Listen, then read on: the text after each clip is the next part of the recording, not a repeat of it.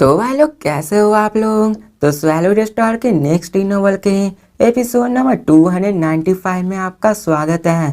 तो चलिए शुरू करते हैं, लेकिन इससे पहले अगर आपने मेरे चैनल को सब्सक्राइब नहीं किया तो सब्सक्राइब करके बेल आइकन दबाना ना भूलें। तो जैसा कि हमने पिछले एपिसोड में देखा कि लू फेंग वर्सेस अनडाइंग मिंग हो रहा था और में जो बैटल हो रही होती है वो बहुत ज़्यादा टफ हो रही होती है, और अब हमें दिखाया जाता है उन दोनों में टकरार, जहाँ पे गोल्डन और बीस्ट और फ्लेइंग अनडाइंग मिंग वो दोनों उन एंडलेस बग कॉर्सेस के बीच में बैटल कर रहे होते हैं, और हर एक सेकेंड 100 से लेकर 1000 बार ब्लो फाइट हो रहा था, और उनकी फाइटिंग एक लाइटनिंग की जैसा फास्ट होती है। यहाँ पे लू फेंग के स्केल्स जो होते हैं वो भी उसके स्किन पर से उतरने लगते हैं, यहाँ तक कि फ्लेम अनडाइंग के मसल्स भी बिखरने लगते, टूटकर यहाँ पे गिरने लगते हैं, और गोल्डन ब्लड वो पूरी जगह पे गिरने लगता है। अब ये सब देखकर अनडाइंग में बहुत ज्यादा गुस्से में लाल पीला होने लगता है, उसका खून खोलने लगता है और कहता है ये बैटल ऑलरेडी 50 सेकंड तक चल चुका है, कैसे ने मुझे कहा था इस लू फेंग को 80 सेकंड में मारना है, और ये ह्यूमन एक गोल्डन और बीस्ट के द्वारा प्रोटेक्ट किया जा रहा है इसके अंदर इंटरनल वर्ल्ड में, अगर मैंने इसको नहीं मारा तो मैं इसको नहीं मार पाऊंगा। और वो कहता मेरे पास ज्यादा टाइम नहीं है, और मैं दिखाया जा रहा फ्लेम अनडाइंग को जो कि एक सोल स्लेव होता है, वो अपने मास्टर के ऑर्डर को हर हाल में पूरी करने की जिद रखता है, नहीं करेगा तो यहाँ पे वो खुद को मार लेगा। और हमें दिखाया जाता है कि वो गोल्डन और बीस्ट की ओर बढ़ता है, और यहाँ बीस्ट भी जोर से दहाड़ता है, और यहाँ पे हमें दिखाया जाता है वो अपने पावरफुल राइट क्लॉ को फिर से यूज करके उस पर फिर से अटैक करता है। अब यहाँ पे उस अनडाइंग मिंग के एक्सप्रेशन बहुत ज्यादा चेंज हो जाते हैं, और वो उस पर अटैक कर देता है और पागलों की तरह कहता है जाओ और मरो गोल्डन और बीस्ट, और वो खुद को एक्सप्लोड करने की कोशिश करता है। और हमें दिखाया जाता है कि वहां के पूरा space instantly terrifying fire ball से भरने लगता है, वहां पे एक ऐसा लग रहा था कि एक नया जन्मा हुआ स्टार एक्सप्लोड कर रहा है। अब आप लोग यहाँ पे लू फेंग की फाइट वर्सेस उस बंदे की फाइट को याद करें, मुझे नाम नहीं याद आ रहा है, जब अर्थ पे फाइट हुई थी वो सिर्फ स्टार लेवल का ही बंदा था, और जब उसने खुद को ब्लास्ट किया था तो एक न्यूक्लियर बम जितना होता है, यहाँ पे लू फेंग ने उसको सरवाइव कर लिया था। अब वो बंदे का क्या नाम था आप लोग कमेंट में जरूर बताना। फिर यहाँ पे वो अपने गॉड सेल्फ डिस्ट्रक्ट को यूज करने वाला था जो कि उसका फाइनल मूव होने वाला था, और यहाँ पे अपने उस मिशन को किसी भी कीमत पे करने को तैयार था, चाहे उसकी सैक्रिफाइस ही क्यों ना हो जाए। अब जब लू फेंग ये देखता है कि वो खुद को सेल्फ डिस्ट्रक्ट कर रहा है तो बहुत ज्यादा शॉक हो जाता है, क्योंकि यहाँ पर एक अनडाइंग मिंग है जो कि उसके सोल कंट्रोल के अंदर आता है, और वो खुद को सेल्फ डिस्ट्रक्ट करने से भी पीछे नहीं हटेगा। और हमें दिखाया जाता है गोल्डन और बीस्ट को जो कि बहुत ही पेनफुल डाउट करता है, और यहाँ पे उसके पास कोई भी समय नहीं था डॉज करने के लिए, क्योंकि जो सेल्फ डिस्ट्रक्ट होता है एक अनडाइंग मिंग का वो बहुत ज्यादा टेरिफाइंग होता है, और खुद को एक अनडाइंग लेवल तक ट्रेन करना कितना ज्यादा मुश्किल होता है ये आपको और हमें तो पता ही। ये एक ट्रू पावर जो अनडाइंग मिंग की होती है वो एक स्टार के सेल्फ डिस्ट्रक्ट से भी ज्यादा पावरफुल होती है, जहां पे उसकी energy trillions of years undying energy होती है, और जब यहाँ पे एक सेल्फ डिस्ट्रक्ट होता है तो आप समझ ही सकते हो कि उसके पीछे अनडाइंग एनर्जी जरूर छूटेगी, और लू फेंग देखते हैं आखिर से कैसे बचने वाला है।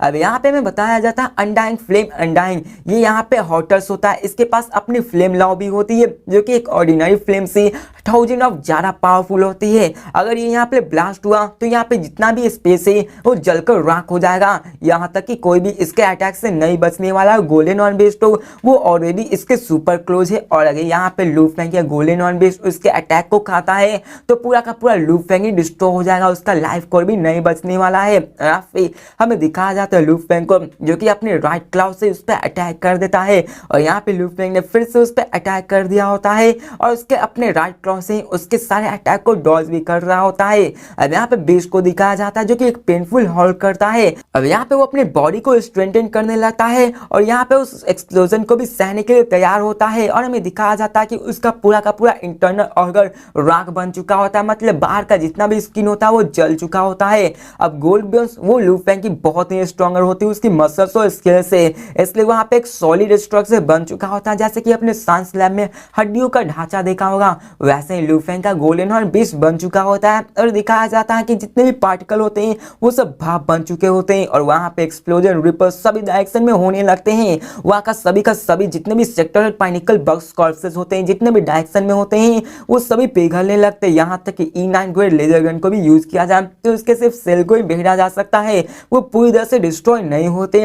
और एक ट्रू सेक्टरल बग वॉरी का डिफेंस बहुत ज्यादा स्ट्रॉन्ग होता है, और वो यहाँ पे अंडर एस्टिमेट नहीं किया जा सकता है। और हमें दिखाया जाता है कि उस एक्सप्लोजन से या tens of millions of kilometre में एरिया में वो आग फैलने लगता है। वहां पे एंडलेस सेक्टर और बग्स कॉर्प्सेस होते, इतने एक्सट्रीमली हॉट पार्टिकल में वो मेल्ट हो जाते, वहां पे राख भी नहीं बचता, वो सभी जलकर राख हो जाते हैं और 10,000 किलोमीटर में एक्सप्लोड होता है। और जितने भी 10,000 किलोमीटर में होते हैं, अब यहाँ पे चारों तरफ तबाही हो रही होती है, लेकिन गोल्डन और बीस्ट को दिखाया जाता है जिसकी बॉडी की लेंथ अभी 100 किलोमीटर हो चुकी होती है और वहाँ पे ग्रेटेस्ट स्लीपर का अटैक हो रहा होता है। और ये जितना भी स्ट्रॉन्ग अटैक हो रहा होता है 0.01 सेकंड के अंदर हो रहा था। और यहाँ पे जो बर्स्ट आउट होता है पावर में वो बहुत ज़्यादा होती है, पूरा का पूरा स्पेस क्रम्बल होने लगता है। और जो वीकर फ्लेम्स थे वो तो इसके सामने टिकने वाले भी नहीं है। और यहाँ पे लू फेंग का जैसा मैंने बताया था कि सिर्फ गोल्डन हॉर्न बीस्ट का स्केलेटन बचा हुआ था, वही सिर्फ बचा हुआ था। तो यहाँ पे लू फेंग सोचता है कि ये तो बहुत ज्यादा टेरिफाइंग है,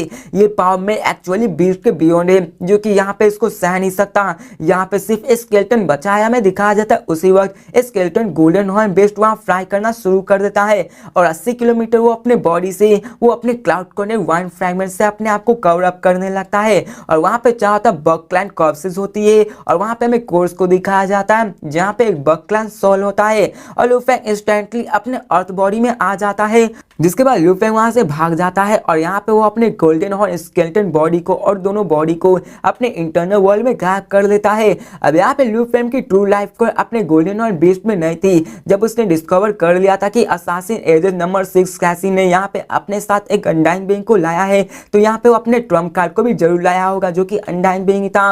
और लू फेंग ने पहले इसका अंदाजा लगा लिया था। यहाँ पे लू फेंग ने अपने सारे के साथ जितने भी होते हैं उन सबको अपनी बॉडी में डाल दिया होता। अब यहाँ पे बताया जाता है कि आखिर लू फेंग कैसे बचा उतने पावरफुल डिस्ट्रक्शन से। अब देखा जाए तो गोल्डन और बेस की पूरी बॉडी जल चुकी थी, वहां पे जितने भी सेक्टर और बेस के कॉर्प्सेस थे वहां पे सभी जोक बन चुके थे, ऑनडाइन में भी कुछ सेल्फ डिस्ट्रक्ट कर पाया था। तो आखिर लू फेंग कैसे बचा, आपके भी मन में सवाल होगा। तो हमें बताया जाता है कि जब उसने अपने खुद को सेल्फ डिस्ट्रक्ट किया था तो लू फेंग ने अपने 261 को 10 किलोमीटर के एरिया में एक्सटेंड कर दिया था और वो अपने बॉडी मोसा क्लैंसमैन को निकालता है और उसके लिव के फॉर्म में आ चुका होता है, जहाँ पे उसने अपने कोर को भी अपने बॉडी में छुपा लिया था, जिसके बाद उसने अपने वॉइस को 10,000 किलोमीटर में एक्सटेंड कर दिया था। और लू फेंग की मोसा क्लैंस की बॉडी भी उसके ऊपर परत में चढ़ चुकी थी, जैसा कि हमने उस वक्त बैटल में देखा था जब लू फेंग पे एक E9 ग्रिल लेजर गन से अटैक हुआ था। उसने अपने शिप में ले आया था और वहां पे मोसा क्लैंसमैन की बॉडी को पूरे शिप में लेयर की तरफ चढ़ा दिया था, जहां पे उसके अटैक को थोड़ा सा रोककर अपने आप को मरने से बचा लिया होता है। उसी तरह से लू फेंग ने भी किया होता है। यहाँ पे लू फेंग इन सेक्टर और लेवल बग कॉर्प्सेस के यूज किया होता है, उसके अंदर घुस गया होता है और अपने लिव को एक बग क्लैन के सेल की तरफ बना लिया होता है। और यहाँ पे चारों तरफ कॉर्प्सेस मौजूद थे तो उसको नोटिस करना बहुत ही मुश्किल था। तो यहाँ पे लू फेंग ने अपने को उसी के अंदर छुपा लिया था, जिसके बाद हमें बताया जाता है कि लू फेंग ने जब अपने इंटरनल वर्ल्ड प्रोजेक्शन को किया होता है तो 10,000 किलोमीटर में फैल गया था, जिसके बाद लू फेंग ने अपने गोल्डन और बीस्ट के बॉडी को निकाल के अपने लू फेंग के अर्थ बॉडी को इंटरनल वर्ल्ड में डाल दिया था। और अब में सीन चेंज कर ये बताया जाता है कि गोल्डन और बीस्ट वर्सेस द फ्लेम अनडाइन के बीच में यहाँ पे लू फेंग का चांस जीतने का बहुत ही कम था और जो बैटल हुआ था वो ट्रू बैटल एबिलिटीज थी। अगर लू फेंग इसमें सक्सीड हो जाता तो लू फेंग खुश होता और ये लू फेंग के लिए ग्रेट अचीवमेंट होता, लेकिन अगर लू फेंग यहाँ फेल हो जाता तो यहाँ पे गोल्डन और बीस्ट को भी उसे सेल्फ डिस्ट्रक्ट करना पड़ता। अब लू फेंग एक बॉडी को लूज कर देता, यहाँ पे उसके लिए ज्यादा बिग डील नहीं था, क्योंकि लू फेंग अपने वर्ल्ड एनर्जी को यूज करके अपने बॉडी को फिर से बना सकता है। और रही बात लू फेंग के गोल्डन और बीस्ट के डिस्ट्रॉय होने के बाद तो उसकी ब्लड रिवर एनर्जी खत्म हो जाती और लू फेंग के पास अभी कई सारे ब्लड रिवर क्रिस्टल है, तो उसको फिर से एब्जॉर्ब करके अपने बॉडी को उतना ही पावरफुल बना सकता। और अब फिर हमें लू फेंग को दिखाया जाता है जो सोचता है कि मुझे फेल होना या फिर सक्सीड होना है, लेकिन यहाँ पे अगर मैं कुछ भी होता तो मुझे ज्यादा लॉस नहीं होता है। और यहाँ पे लू फेंग इन्हीं सब के बारे में सोचने लगता है। और यहाँ पे लू फेंग कहता है कि अगर यहाँ पे मैं फेल हो जाता और गोल्डन और बीस्ट मारा जाता तो मैं अपने अर्थ बॉडी को बाहर निकाल देता और वहां से अंदर से कुछ स्पेस रिंग फेंकता और ऐसा दिखा था कि मेरा इंटरनल वर्ल्ड कोलैप्स हो चुका है और मेरी अर्थ बॉडी अब गोल्डन और बीस्ट की बॉडी से निकल चुकी है और मेरे अर्थ बॉडी को मार देता, जिससे उसे लगता कि मैं मारा जा चुका हूँ, और फिर वो वहां से चला जाता। और यहीं पे लू फेंग पूरे के पूरे सिनेरियो को समझ चुका था कि सबसे बुरा वाला सिनेरियो क्या हो सकता है। और लू फेंग का गोल्डन हॉर्न बीस्ट का सेल्फ डिस्ट्रक्शन करना यहाँ पे लू फेंग का सबसे पावरफुल मूव होने वाला है। और लू फेंग ने अपने मोसा क्लैंसमैन की बॉडी को यूज करके उन्हीं सारे एंडलेस बग कॉर्सेस में अपने आप को छुपा लिया था। अब यहाँ पे मैं आपको पूरे शॉर्टकट में समझाता हूँ, क्योंकि आपको कंफ्यूज होगा कि आखिर चल क्या रहा है। तो पहले के मुताबिक लू फेंग ने देख लिया था कि सेक्टर लॉर्ड का बंदा उसको मारने के लिए आया है, तो उसके पास कुछ ना कुछ ट्रम्प कार्ड होगा। तो इसी वक्त लू फेंग ने अपने ह्यूमन बॉडी को छोड़कर अपने मोसा क्लैंसमैन ने अपने सारे इंटरनल कोल को डाल दिया था और अपने उस बॉडी को ले जाके कहीं दूर जाके छिपा लिया था। और जैसा कि आपको पता है, मोसा क्लैंसमैन अपने छुपने में बहुत ज्यादा माहिर होता है, और यहाँ पे अपने शेप को भी और साइज को भी, अपने अपीयरेंस को भी चेंज कर सकता है। तो यहाँ पे वो सिंपली जाके उस एंडलेस बग कॉर्सेस में जाके छिप जाता है। और यहाँ पे बचा लू फेंग का गोल्डन हॉर्न बीस्ट का बॉडी और लू फेंग का ह्यूमन का आर्ट बॉडी। अब लू फेंग ने अपने ह्यूमन बॉडी को उसी गोल्डन हॉर्न बीस्ट के अंदर छुपा लिया होता है, और यहाँ पे लू फेंग ने अपने गोल्डन हॉर्न बीस्ट को निकाल दिया होता है। यहाँ पे उसे ऐसा लगा कि लू फेंग ने अपने अंदर गोल्डन हॉर्न बीस्ट को रखा है, उसे फाइट कर रहा था, और उसे लगा कि उसको मार देगा तो लू फेंग भी मारा जाएगा। और लू फेंग ने सबसे वर्स्ट सिनेरियो कर लिया था कि होगा भी तो यहाँ पे वो गोल्डन हॉर्न बीस्ट मारा जाएगा, और यहाँ पे अगर उसके पास चांस नहीं होता तो खुद को सेल्फ डिस्ट्रॉय कर देगा, और ऐसा लगेगा कि लू फेंग मारा जा चुका है। और लू फेंग का वो मोसा क्लैंसमैन की बॉडी के उसके अंदर लाइफ कोर मौजूद है, जिसकी यूज करके लू फेंग फिर से अपने आप को रिकंस्ट्रक्ट कर सकता है। तो इसमें ज्यादा लू फेंग को लॉसेस भी नहीं होने वाला था, बस उसकी जान तो बचने वाली थी। यहाँ पे लू फेंग उन सारे पावरफुल फ्लेम अनडाइंग एक्सप्लोजन को देखता है, जो उसको देखकर क्या था, ये डैम ये तो बहुत ज्यादा स्ट्रॉन्ग है। वो क्या था, यहाँ पे जितने भी कॉर्सेस हैं वो सारे जलकर राख हो चुके हैं। यहाँ पे लगभग 1000 यूनिट्स जल के राख हो चुके होंगे। आप इस बात से अंदाजा लगा लो कि लू फेंग तो यहाँ पे सिर्फ 100 यूनिट्स से लेने आया था, और यहाँ पे लॉसेस 10 गुना ज्यादा होने वाला था। और अब फिर यहाँ पे हमें लू फेंग को दिखाया जाता है, जो कि यहाँ देखता है और क्या था 1000 बग कॉर्स यूनिट्स, ये सभी सेक्टर और पाइनिकल है। अगर यहाँ पे वो लॉन्गजी स्टार फिर रियलाइज होगा कि उन्होंने 10 मिलियन मिक्स्ड एलिमेंट्स का लॉस किया तो वो तो पागल हो जाएंगे। अब यहाँ पे लू फेंग इन सब के बारे में सोच ही रहा होता है, लेकिन तभी उसके माइंड में एक आइडिया फ्लैश होता है, और वो इमीडिएटली वहां पे उठता है और वहां पे अपने इंटरनल वर्ल्ड में 300 unit of sectoral bugs corpus को रख लेता है। और यहाँ पे लू फेंग चालाक बन जाता है, और यहाँ पे लू फेंग बड़बड़ाते हुए क्या है कि यहाँ पे उन्होंने 1000 यूनिट ऑफ बग्स कॉर्पस को लॉस्ट कर लिया है, तो यहाँ पे 3000 और मिस हो जाएंगे तो क्या ही जाएगा। यहाँ पे मुझे बहुत ज्यादा खुशी है कि मैंने 300 यूनिट्स को बिना किसी पैसे के ले लिया। अगर इनका पैसे में अनुमान लगाया जाए तो 3 मिलियन मिक्स्ड एलिमेंट्स हो जाते हैं, जो कि मेरे लिए बहुत ज्यादा होते हैं। अब यहाँ पे लू फेंग ने अपने सिंपली वर्ल्ड एनर्जी को यूज करके फिर से गोल्डन हॉर्न बेस को रीजनरेट कर लेना है, जो कि सिर्फ फ्यू मिक्स्ड एलिमेंट्स के बराबर था। लेकिन लू फेंग ने 300 बग्स कॉर्पस यूनिट को लिया था, तो यहाँ पे अटैक होने का लू फेंग का सबसे बड़ा फायदा होने वाला था।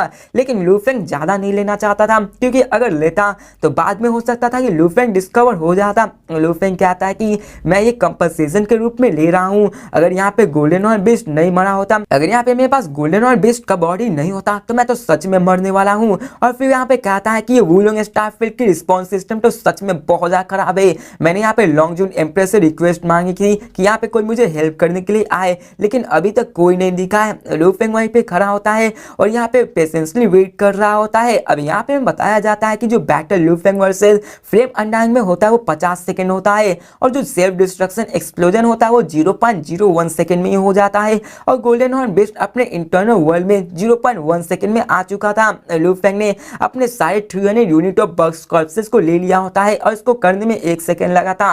अब यहाँ पे गोल्डन हॉर्न बीस्ट का बॉडी पूरी तरह से डिस्ट्रॉय नहीं हुआ था, क्योंकि उसे अगर सेल्फ डिस्ट्रक्शन करता तभी डिस्ट्रॉय होता। अभी गोल्डन हॉर्न बीस्ट के ऊपर का सिर्फ खाली उतरा होता है स्केलेटन, तो बाकी वो फिर से रिजनरेट कर सकता है। यहाँ पे ज्यादा लॉसेज नहीं हुआ था। और अब फिर लू फेंग इन सब के बारे में सोचता और कहता है कि यहाँ पर मैं ही विक्टिम हूँ, जो कि इन सारी चीजों के बारे में जानता हूँ।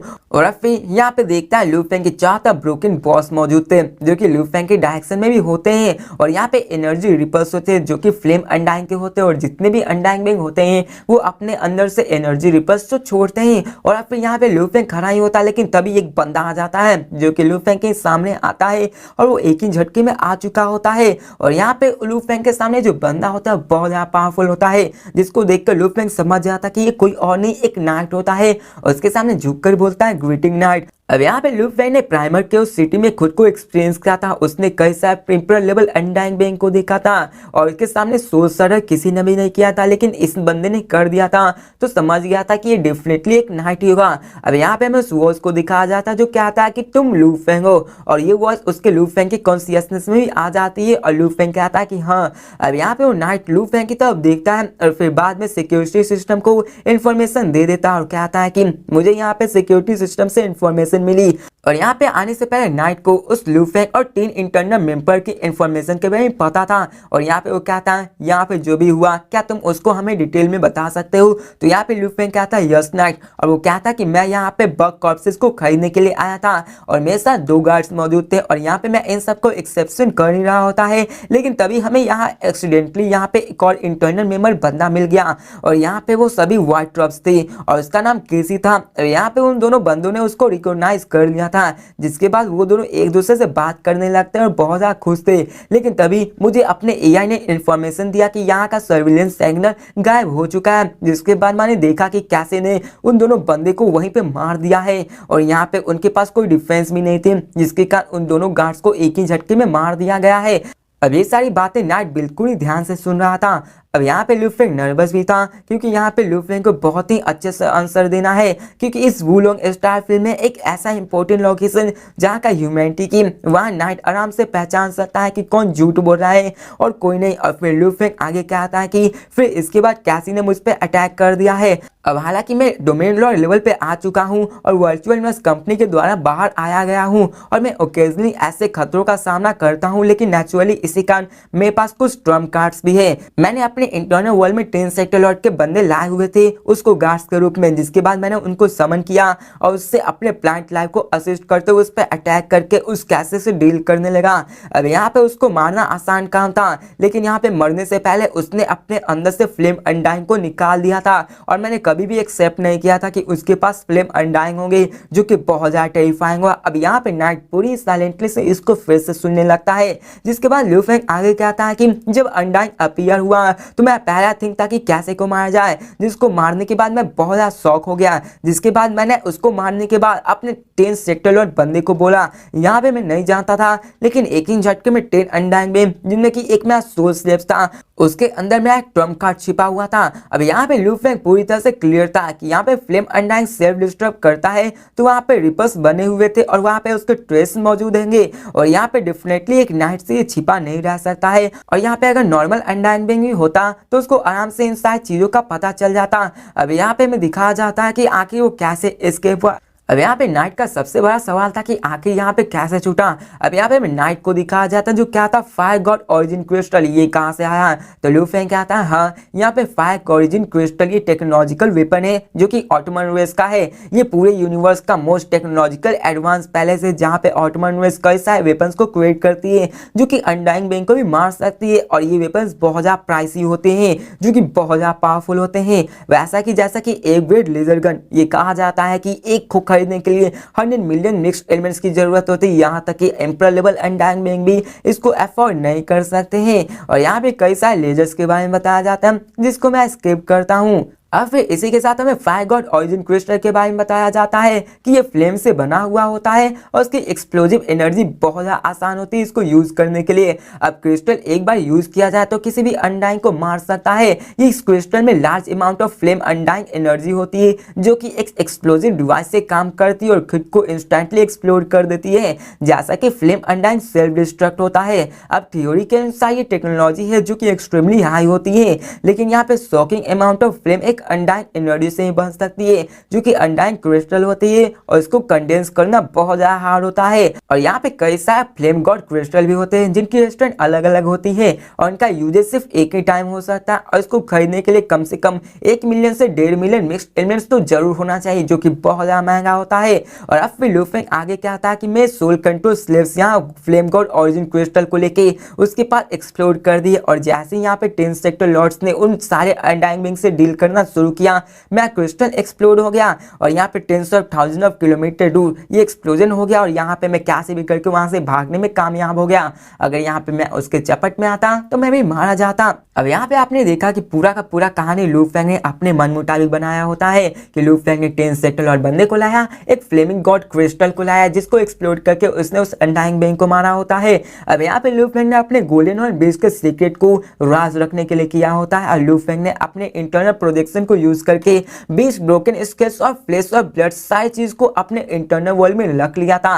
अगर यहाँ पे गोल्ड हॉर्न बीस्ट का ब्लड देख लेता तो उसे पता चल जाता कि यहाँ पे गोल्डन हॉर्न बीस्ट और लू फेंग ने अपने बॉडी पार्ट्स को कंट्रोल करते हुए, अपने स्पिरिट पावर को कंट्रोल करते हुए जितने भी अपने गोल्डन हॉर्न बीस्ट के एसेंस, जितने भी ब्लड फेडर्स ये सभी होते हैं अपने इंटरनल वर्ल्ड में रख लिया होता है। और अच्छे से चेक करने के बाद यहाँ पे उसने एक अलीबी को क्राफ्ट किया जहाँ पे उसने फ्लेम गॉड ऑरिजिन क्रिस्टल को एक्सप्लेन कर दिया कि उसने कैसे उसको लेकर अपने एक सोल स्लेव से ट्रिगर करवा के उस अनडाइंग बेंग को मारा होता है। फिर हमें सीन चेंज कर लू फेंग को दिखाया जाता है जो कि वहाँ पे खड़ा होता है और उस अनडाइंग बेंग का रिप्लाई का बारे में सोच रहा होता है कि आखिर यहाँ पे वो क्या कहेगा। फिर हमें उस नाइट को दिखाया जाता है कि तुमने जो भी कहा मैं उन सबको रिकॉर्ड करता हूँ और यहाँ पे मैं इसको सिक्योरिटी सिस्टम वुलोंग स्टारफील्ड को भेजता हूँ जब तक कि यहाँ पे 5 एम्पर अनडाइंग नहीं आ जाते हैं। वो सब डिस्कस करके इन नतीजे पे आएंगे कि आगे क्या करना है। और इसी वक्त हमें दिखाया जाता है कि वहाँ पे एक यूनिवर्स शिप आ जाता है और लू फेंग उस तरफ देखता है तो ये किसी और का नहीं लॉन्ग जून एम्पर का शिप होता है।